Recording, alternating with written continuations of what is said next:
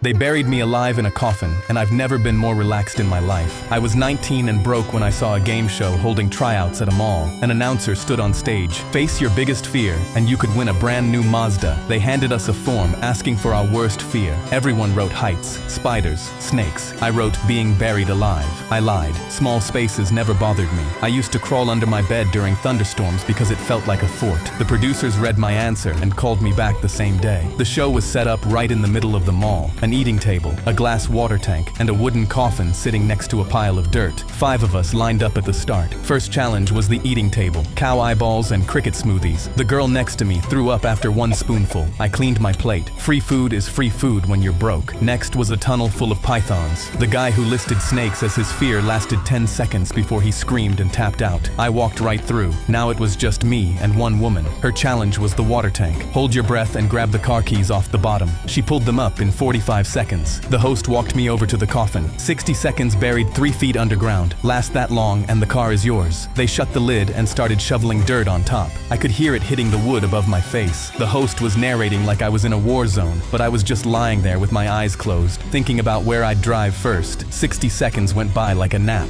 They dug me out, and the host acted like I'd just come back from the dead. My opponent shook my hand. They put the keys in my palm. A brand new Mazda. I drove it for 6 years. Nobody on that show ever found out what I'm actually afraid of. If they'd released butterflies instead of putting me in that coffin, I would have been the first one out.